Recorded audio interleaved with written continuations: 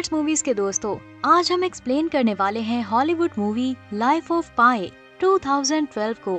तो चलिए शुरू करते हैं। फिल्म की शुरुआत होती है और हमें फिल्म के मरकजी किरदार पाई को दिखाया जाता है। एक दिन पाई से मिलने एक राइटर आता है जिसे उसके मामू ने भेजा होता है, क्योंकि पाई के पास सुनाने के लिए कहानी होती है जो उसकी राइटिंग्स के लिए अहम होती है।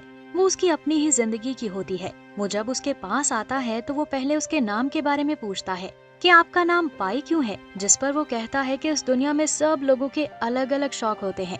मेरे मामू जी को स्विमिंग पूल का शौक था। जब मैं पैदा हुआ था मेरा नाम पाई मेरे मामा जी ने रखा और ये नाम स्विमिंग पूल से इंस्पायर्ड है।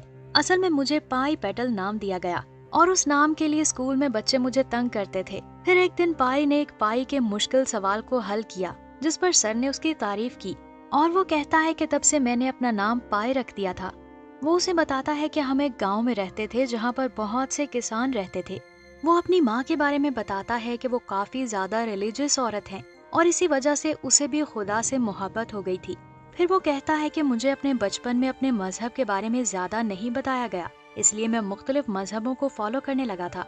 इसलिए मुझे पता चला कि अल्लाह से कैसे मोहब्बत की जाती है। लेकिन मेरे बाप का मजहब कुछ और ही था। एक दिन मेरे बाप ने मुझे कहा कि अगर तुम ऐसे ही मुख्तलिफ मजहबों को फॉलो करने लगे तो तुम किसी एक मजहब को कभी भी नहीं अपना पाओगे। फिर पाई की माँ कहती है कि पाई अभी बहुत छोटा है तो वो किसी भी खुदा से मोहब्बत करे, क्या फर्क पड़ता है।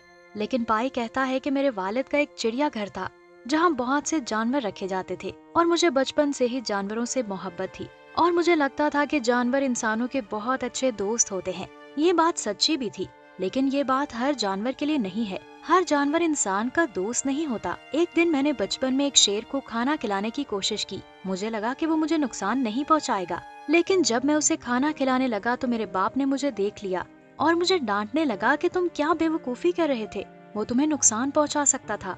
तभी मेरे वालिद ने मुझे समझाने के लिए एक प्रैक्टिकल के तौर पर एक बकरी को शेर के सामने बांध दिया और शेर उसे चीर फाड़ कर खा गया। असल में वो मुझे समझाना चाहते थे कि जंगली जानवर इंसानों के दोस्त नहीं हो सकते, जानवर तो जानवर ही होते हैं। इससे मुझे मालूम हो गया कि जंगली जानवर इंसानों के दोस्त नहीं हो सकते। कुछ सालों बाद हम देखते हैं कि पाई अब बड़ा हो गया है और उसे एक लड़की भी पसंद आ गई थी और वो उसे अपना जू दिखाने लाता है। और जू के जानवर तो उनके अपने थे, पर वो जमीन उनकी नहीं थी। इसलिए उसका बाप उसे बताता है कि बहुत जल्द वो ये जगह खाली करके किसी दूसरी जगह पर जाने वाले हैं और उन सब जानवरों को वो बेच देंगे। पाई उस सब के लिए राजी नहीं होता क्योंकि वो अपने दोस्त को नहीं छोड़ना चाहता था, पर वो ये सब अपने वालिदैन को नहीं बता पाता और अपनी दोस्त से भी दूर हो जाता है। और जब वो बहरी जहाज पर जा रहे होते हैं तो नॉन वेज और वेज को लेकर पाई के बाप का शेफ से झगड़ा हो जाता है और एक और मुसाफिर अपना खाना उनको पेश करता है।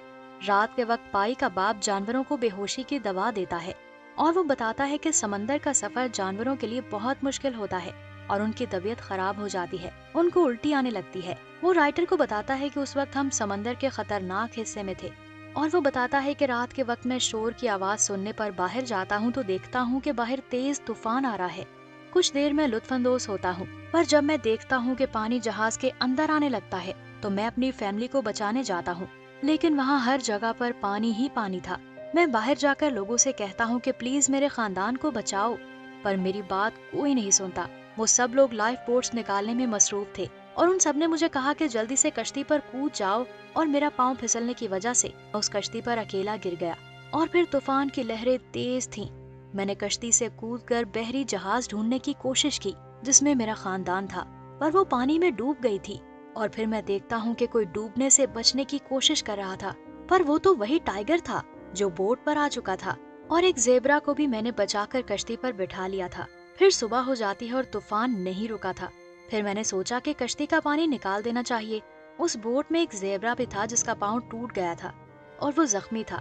फिर वहाँ वुल्फ भी पहुँच जाता है। फिर मैंने एक चिंपैंजी को डूबते हुए देखा और उसे बचाकर बोट पर ले आया।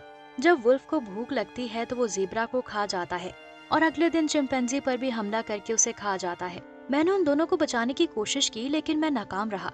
फिर उससे पहले वो मुझ पर हमला करता, वो टाइगर उस पर हमला करके उसे मार देता है और मैं तो उसको देखकर डर के मारे पानी में कूद गया कि कहीं वो मुझे भी ना खा ले। मुझे उस बोट से दूर हुए काफी वक्त गुजर चुका था।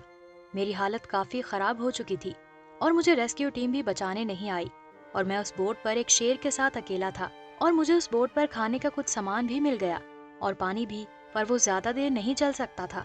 उधर मुझे एक किताब और पेंसिल भी मिलती है और बुक पर लिखा होता है कि अगर आप समंदर में गुम हो जाएं तो आपको क्या करना चाहिए, और मैं उन मशवरों पर भी अमल कर रहा था। उसके बाद पाई बताता है कि वो खुश और मसरूफ रहने की कोशिश करता था और फिर वो तारों के बीच अपनी फैमिली को देखकर उनको याद करके रोने लगता था। उसकी माँ कहती थी कि हमेशा हिम्मत रखना और अपने भरोसे को टूटने मत देना। वो लिख लिख कर पानी के कैंस के जरिए लोगों को पैगाम भेजता था ताकि कोई उसकी मदद के लिए आए। वो लिखता है कि मेरी मदद करो, मैं यहाँ फंस चुका हूँ। और उसके पास नक्शा था, पर उसको उसकी खुद समझ नहीं आती थी कि उसे किस सिमत में जाना चाहिए। उसके खाने के लिए बोट में कुछ पानी मौजूद था, पर शेर के लिए कुछ नहीं था। इस डर से कि शेर भूख के मारे उसे ना खा जाए, वो समंदर से मछलियों का शिकार करके शेर को खिला देता है। एक दिन शेर भूख लगने की वजह से पानी में मछलियाँ खाने के लिए कूद जाता है, पर उसे वहाँ कुछ नहीं मिलता। पाई जल्दी से रेस्क्यू बोट से लाइफ बोट पर चढ़ जाता है और रेस्क्यू बोट को भी अपने पास कर लेता है। फिर जब शेर बचने के लिए बोट पर चढ़ने लगा तो पाई उसे गुस्से में आकर मारने की कोशिश करता है, लेकिन फिर उसे तरस खाकर कश्ती पर सवार कर लेता है। उसे समंदर से बड़ी मछली मिलती है, वो उसे पकड़कर शेर को खिला देता है।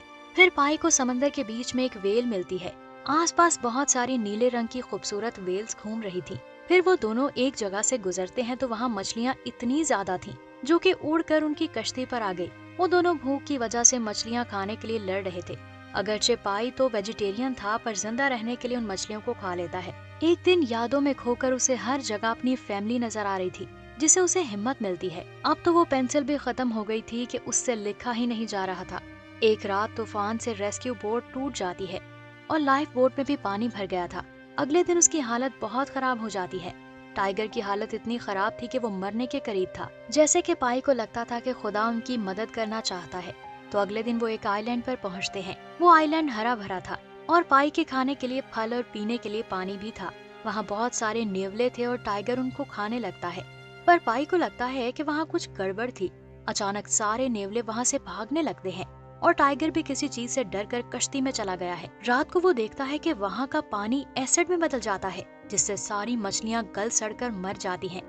और जब वो वहाँ एक फल को तोड़ता है तो उसमें एक इंसानी दांत पड़ा होता है। फिर वो राइटर को बताता है कि असल में वो कैनिबल आइलैंड था, जो कि जानवरों और इंसानों का शिकार करता था। यानी कि वो दिन में जितना खूबसूरत था, रात को उतना ही भयानक था। अगर गलती से कोई इंसान वहाँ आ जाए तो वो मर जाता है। अगले दिन वो अपनी कश्ती में अपने लिए बहुत सारा खाने का सामान और टाइगर के खाने के लिए बहुत सारे नेवले रख लेता है और टाइगर को भी उस पर सवार कर लेता है, क्योंकि वो मरना नहीं चाहता था। कुछ दिनों बाद वो किसी और आइलैंड पर पहुंचते हैं तो टाइगर उतरकर वहां से जाने लगता है और पाई की हालत इतनी खराब होती है कि वो नीचे गिरा पड़ा होता है। पाई सोचता है कि टाइगर जाने से पहले उसे एक बार जरूर देखेगा, पर वो नहीं देखता। उस पर पाई बच्चों की तरह रोने लगता है कि वो अच्छे से उसे आखिरी बार गुड बाय भी नहीं बोल पाया। फिर वो कहता है कि मैं ही इस आइलैंड पर अकेला बचा था, इसलिए मेरे पास इंश्योरेंस कंपनी वाले आए और मैंने उन्हें अपना पूरा किस्सा सुना दिया, पर उन्हें यकीन नहीं आया। वो कहने लगे कि वो बात बताओ जिस पर यकीन किया जा सके।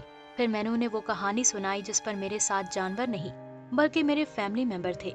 राइटर कहता है कि क्या वो उस पर यकीन कर लेते हैं, तो वो कहता है कि पॉलिसी उसके पास आज तक पड़ी हुई है। जब वो राइटर उसको खोलकर देखता है तो वहाँ एक लड़के की कहानी लिखी होती है कि वो लड़का पूरे 227 दिन पैसिफिक ओशन के सबसे खतरनाक हिस्से में रहा, वो भी एक टाइगर के साथ, जो उसकी अपनी जाती जिंदगी की कहानी थी। इस पर वो राइटर हैरान होकर उससे पूछता है कि तुम्हें ज्यादा कौन सी कहानी पसंद आई, टाइगर वाली या फिर फैमिली वाली? तो वो कहता है कि टाइगर वाली। फिर पाई की बीवी और बच्चे आ जाते हैं। वो कहता है कि मेरे वालिदैन और भाई बहन जिंदा नहीं बचे और अब यही मेरी फैमिली है। तब राइटर उससे पूछता है कि क्या मैं आपकी कहानी लिख सकता हूँ? तो वो कहता है कि मेरे मामा ने आपको यहाँ इसी मकसद के लिए भेजा है, तो आप लिख सकते हैं। राइटर चला जाता है और उसके साथ ही ये मूवी खत्म हो जाती है। Thank you for watching.